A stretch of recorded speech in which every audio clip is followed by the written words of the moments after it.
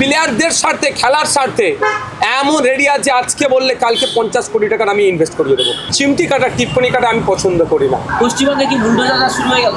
দেখুন, আমি তৎক্ষণিক এগুলোর পক্ষপাতী নয়। আমি আশা করব শুভেন্দুবাবুকে মাথায় টুপি বা বড় তিলক কাটার প্রয়োজন হবে না। প্রত্যেকটা জাত, ধর্ম, বর্ণ নির্বিশেষে মানুষের যে নাগরিক অধিকার তিনি সুনিশ্চিত করবেন। শান্তি থাকবে ভাঙড়ে। আজকে সংখ্যালঘু মন্ত্রী ক্ষুদিরাম টুডু তিনি বলেছেন যে খারিজি মাদ্রাসাগুলোকে বন্ধ করে দেওয়া হবে। এটা কি ব্যাপারটা হচ্ছে, নতুন মন্ত্রিত্ব নিয়েছে তো মাদ্রাসা সম্পর্কে ওনার এখনও বিস্তারিত ওনার জানকারি নাই আমার মনে হয়। সে নেই তিনি এই ধরনের মন্তব্য করছেন। যত দিন যাবে মাদ্রাসা সম্পর্কে উনি জেনে যাবেন। উনি তখন বুঝতে পারবেন মাদ্রাসাতে কী শিক্ষা দেওয়া হয় না হয় দেওয়া হয়। মাদ্রাসার সিলেবাসগুলো তিনি গেলে পাবেন। এক নম্বর করে দ্বিতীয় কথা হচ্ছে, এখন একটু নাম্বার বাড়াতে হবে, মিডিয়াতে আসতে হবে, চর্চায় থাকতে হবে। এই যে প্রশ্ন করছে, এতজনের নাম বাদ দিতে আপনি ক্ষুদিরাম টুডু মহাশয়ের নাম বললেন, এই নাম্বার বাড়ানোর জন্য এক ধরনের আলতক্কা মন্তব্য করতে হবে। এতটুকু শুধু বলে যায়, স্বাধীন ভারতের প্রথম শিক্ষামন্ত্রী এই মাদ্রাসার ছাত্র ছিল। হরিচাঁদ ঠাকুরের নাম মতুয়া সমাজের মানুষ থেকে রাজ্যের মানুষ, দেশের মানুষ জানে, আন্তর্জাতিক স্তরে তার নাম চর্চা হয়। হরিচাঁদ ঠাকুরও তার ব্যাকগ্রাউন্ড মাদ্রাসা থেকে তিনি পড়াশোনা করে এসছে। এই ধরনের অনেকেই মাদ্রাসা আছে। মাদ্রাসা সম্পর্কে কিছু বলার আগে মাদ্রাসা নিয়ে আগে স্টাডি করা দরকার। দাদা, ভাঙড় নিয়ে এবারে কি পরিকল্পনা রয়েছে? দ্বিতীয়বার বিধায়ক হিসেবে নির্বাচন একাধিক বিষয় আছে। ভাঙড়ের যারা ডে লেবার তাদের মজুরি বৃদ্ধি, ভাঙড়ের ওয়েটল্যান্ড, লেদার কমপ্লেক্স, খালবিল, কৃষক, ছাত্র, যুব, ভাঙড়ের সম্প্রীতি, ভাঙড়ের ঐক্য, ভাঙড়ের শিক্ষা ব্যবস্থার, ভাঙড়ের স্বাস্থ্যকেন্দ্রের, ভাঙড়ের নতুন বাস রুট, 5টা লাইব্রেরি আছে সেগুলোকে চালানো, নতুন স্পোর্টস কমপ্লেক্স তৈরি করা, এইসব বিষয়গুলো আছে। দাদা, এতদিন আপনি অভিযোগ করতেন, যখন রাজ্যে তৃণমূল কংগ্রেস সরকারে ছিল তখন আপনি বারংবার অভিযোগ করেছেন যে এক বিরোধী বিধায়ক হিসেবে আপনাকে কাজ করতে দেওয়া হতো না। এখন বিজেপি ক্ষমতা এসছে, কি মনে হয় কাজ করতে পারবেন? কি মানে আপনি কি মনে করছেন কাজ কি করতে পারবেন? আমি পজিটিভ মনে করি।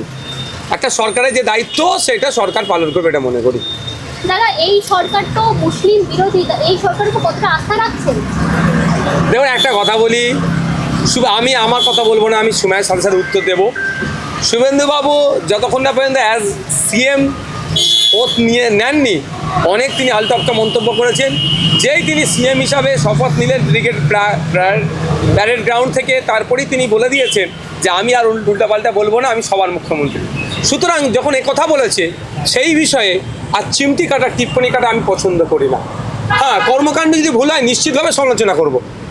যখন তিনি একটা তার অবস্থান ক্লিয়ার করেছে, চিমটি কেটে কোনো জিনিসকে চিত করার আমি পক্ষপাতী নয়। আমি আশা করব মাথায় ঘুমটা দিয়ে, হিজাব দিয়ে বা জগন্নাথ ধাম তৈরি করে হিন্দু মুসলমানের উপকার করা যেমন যায় না, এটা শুধু ফেক করা হয়।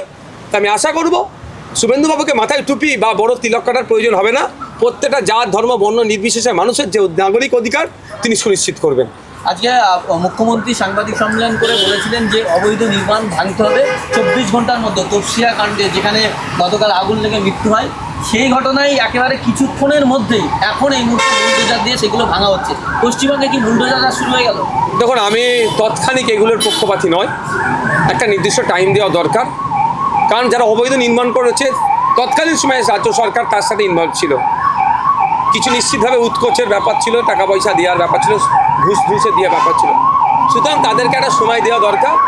সময়ের পরে অবৈধ নির্মাণগুলোকে যাতে, যেগুলো মানুষের স্বার্থে ক্ষতি হয়ে যাবে, অসুবিধা হয়ে যাবে, বিপজ্জনক অবস্থায় হয়ে আছে, ওয়েটল্যান্ড বুঝিয়ে করেছে, পুকুর বুঝিয়ে করেছে, সেগুলো বিদ্যুৎ ব্যবস্থা নিতেই হবে। মুখ্যমন্ত্রী ডাকে আপনারা সারা দেবেন? মুখ্যমন্ত্রী যে বিরোধীদের এক ঐক্যবদ্ধ হয়ে বিজেপির বিরুদ্ধে লড়াইয়ের একটা ডাক দিয়েছেন। জোটের কথা বলছেন প্রাক্তন মুখ্যমন্ত্রী মমতা বন্দ্যোপাধ্যায়। দেখুন, আমি এর আগে বিস্তর কথা বলেছি।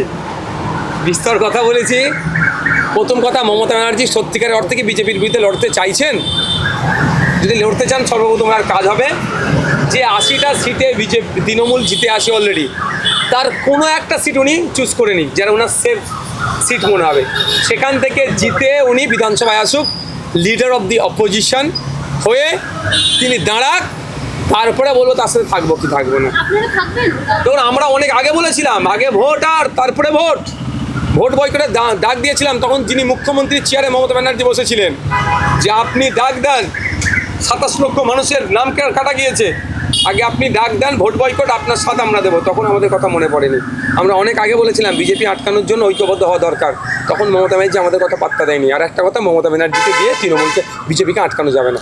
দাদা বামফ্রন্ট বা সিপিআইএম এর সঙ্গে জোট করেছে। ক্লাব দীর্ঘদিন ধরে অচল অবস্থায় হয়ে পড়ে রয়েছে, সরকার পরিবর্তন হয়েছে, মোহামেডান ক্লাবের কি পরিবর্তন আসবে? ওই কর্মকর্তা থাকলে পরিবর্তন হবে না। ওই কর্মকর্তা বলতে কাদেরকে বলছি? যারা লুটে পুটে খেয়েছে, প্লেয়ারদের পেমেন্ট দেয়নি।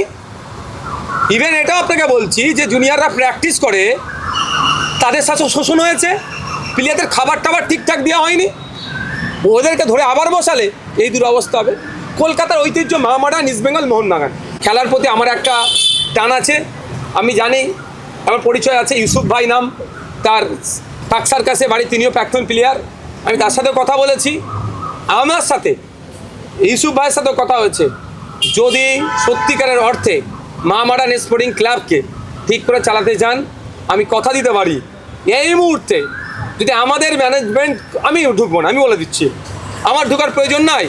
যদি ম্যানেজমেন্ট ঠিকঠাক হয়, প্লেয়ারদের স্বার্থে, খেলার স্বার্থে, এমন রেডি আছে আজকে বললে কালকে 50 কোটি টাকার আমি ইনভেস্ট করিয়ে দেবো।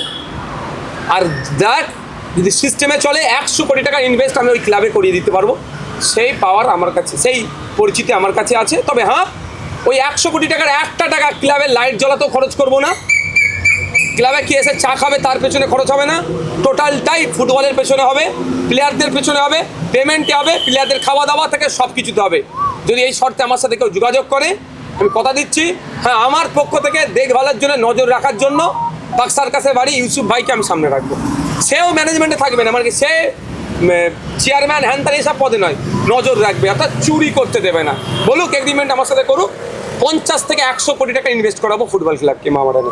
দাদা বামফ্রন্ট এবং সিপিআইএম এর সঙ্গে বলে, যদি মোহনবাগানেরও কেউ কথা বলে আমার সাথে, ইস্ট বেঙ্গলেরও কেউ কথা বলে, সেক্ষেত্রে আমি ইনভেস্ট করাতে পারবো। ভাববে না মোহামেডান বলে নওশাদ সিদ্দিকের টানের কথা বলছি না। 3টে কলকাতার ঐতিহ্যশালী ক্লাব, এই ক্লাব তার গৌরবময় ইতিহাস যেটা আছে সেটাকে তারা নিয়ে এগিয়ে যাক। দাদা বামফ্রন্ট এবং সিপিআইএম এর সঙ্গে তো জোট করেছিলেন। সংখ্যালঘুদের মধ্যে একটা আতঙ্ক তৈরি হয়েছে, বিশেষ করে আগামী দিন, কয়েকদিন পরে কুরবানির ঈদ, বিভিন্ন জায়গায় পশু নিয়ে যাওয়ায় বাধা দেওয়া হচ্ছে, বিভিন্ন জায়গায় আটকানো হচ্ছে, আর সেই পশুগুলোকে নিয়ে ছেড়ে দেওয়া হচ্ছে। এটা নিয়ে কি ভাবছেন? এইটা আমি ইমিডিয়েট, আমি যারা প্রশাসনের কর্তারা আছে তাদেরকে যেখানে যেখানে হচ্ছে সেগুলোর সাথে আমি যোগাযোগ করছি। অফিসিয়ালি প্রশাসনের সাথে আমি খুব তাড়াতাড়ি বসতে চলেছি যে এই বিষয়টা একটা নির্দিষ্ট গাইডলাইন হয়ে যাক, গাইডলাইন দিই কী কোনটা কী আছে না আছে, সেভাবেই চলবে। আইনের ঊর্ধ্বে কেউ নয়। যদি মনে হয় এই আইন আমার প্রতি চাপিয়ে দেওয়া হচ্ছে, থেকে চ্যালেঞ্জ করে হাইকোর্ট যাবো, সুপ্রিম কোর্ট যাবো, কিন্তু আইন না করে এরকমভাবে খুলে নিয়ে নিচ্ছে, এগুলো হচ্ছে অরাজকতা হচ্ছে। এগুলো বন্ধ হওয়া দরকার, এটা বন্ধ করবে রাজ্য সরকার। নাহলে law and order situation create হোক, আমরা কোনোভাবেই চাই না। হিংসা, আমি অনুরোধ করবো কেউ হিংসায় জড়াবেন না। যারা এই ধরনের অনৈতিক কাজ করছে তাদের বিরুদ্ধে আইনত ব্যবস্থা নিয়ে হবে, তাদের বিরুদ্ধে অভিযোগ দায়ের করে আমাদেরকে সেই কপিটা দিন। দাদা বিজেপি এখানে ক্ষমতায় আসার আগে, তৃণমূল কংগ্রেস ভোটের আগে বারংবার এটা বোঝাতে চেয়েছে যে বিজেপি ক্ষমতায় চলে এলে মসজিদে তারা আক্রমণ করবে। এমন ঘটনা কি ঘটেছে? কারণ সেই অর্থে তো আমরা দেখতে পাচ্ছি না। না, গুটি কয়েক ঘটনা ঘটেছে, ঘটেনি একদম বলবো না, আর হিউজ পরিমাণ ঘটেছে এটা বললে আমার মিথ্যা হবে। কয়েকটি ঘটনা ঘটেছে, আমরাও সেগুলো দেখছি আইনত ব্যবস্থা নেওয়ার জন্য। কোনো মতেই এই রবি ঠাকুরের মাটি, কাজী নজরুলের মাটি তথা সম্প্রীতির মাটিকে বিনষ্ট করতে আমরা দেবো না। দাদা আপনারা বামফ্রন্টের সঙ্গে সিপিআইএম এর সঙ্গে জোট করেছিলেন এবং সিপিআইএম খাতা খুলেছে, এই 2021-এ তাদের কোনো সিট ছিল না, একটি সিট পেয়েছে, তো মনে কি একটু আশা বাড়ছে? পাওয়া দরকার ছিল, তারপরেও রানাদা দমকল থেকে জিতে এসেছে, ভালো লাগছে, একসাথে লড়াইটা করতে পারবো। প্রাক্তন মুখ্যমন্ত্রী যখন সিটে ছিলেন তখন তিনি বলতেন এই পুরপুরার পীরজাদাদের ব্যবস্থা হবে। যখন সরকার কল্যাণ ট্রেনে ছিলেন, এখন তিনি গোলগোলের মধ্যে 4 তারিখ ঠিক পরের দিন তিনি বলছেন এখন সবাইকে একজোট হতে হবে, সবাই সাথে আমরা জোট করতে রাজি, বিজেপিকে হারাতে হবে। কি বলবেন? বিজেপিকে তো ক্ষমতায় নিয়ে আসলেন প্রাক্তন মুখ্যমন্ত্রী, পাওয়ারটা ট্রান্সফার করে দিলেন, এখন গল্প শোনাচ্ছে মুসলমানদের কাছে, ভালো সাজার নাটক করছে।